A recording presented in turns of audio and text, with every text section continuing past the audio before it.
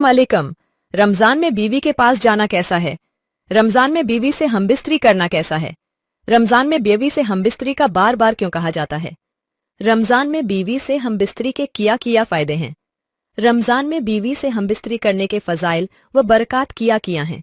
माह रमजान में बीवी से हमबिस्तरी करने के 3 बड़े फायदे हैं, जिन्हें जानकर आप हैरान रह जाएंगे।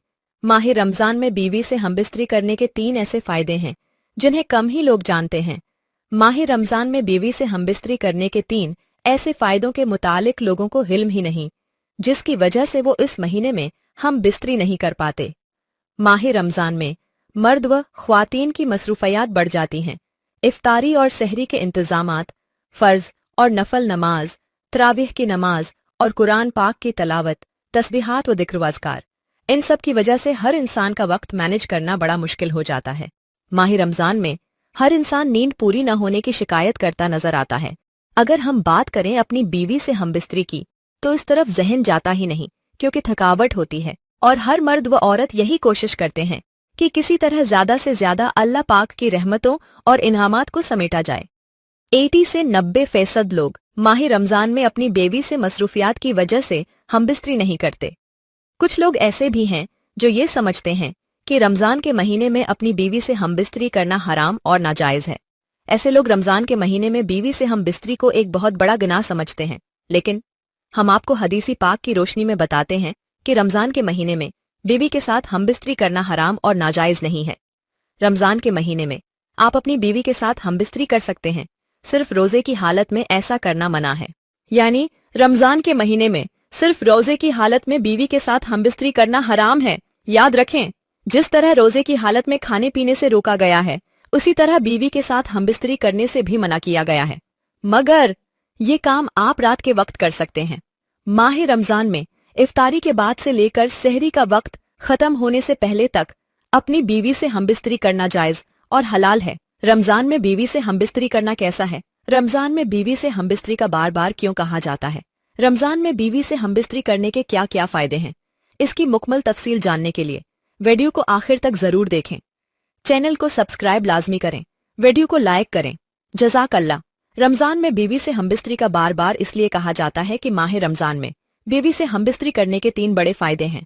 माह रमजान में बीवी से हमबिस्तरी के 3 बड़े फायदों में से पहला फायदा ये है कि औलाद नेक पैदा होती है, क्योंकि रमजान शरीफ के महीने में अल्लाह पाक अपनी खास रहमतें और बरकतें नाजिल फरमाता है और उस महीने में लोग इबादत करते हैं, जिसकी वजह से दिल रोशन होता है, ईमान में ताजगी और हरारत पैदा होती है।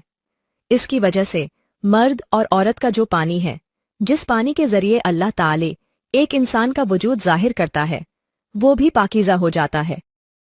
वाज़े हुआ कि अल्लाह के वली, जिनकी औलादें भी नेक हुआ करती थीं और अब भी होती हैं, उसकी वजह सिर्फ ये है कि वो इबादत करते हैं। दूसरा फायदा ये है कि रमजान में हमबिस्तरी करने से शैतान की शरारतों से मियां बीवी महफूज रहते हैं, क्योंकि रमजान अल मुबारक में शैतान को कैद कर दिया जाता है। रमजान अल मुबारक के अलावा दूसरे दिनों में शैतान खिलवतगाह में दाखिल हो जाता है, जहां मियां बीवी अपनी ख्वाहिशात पूरी कर रहे होते हैं।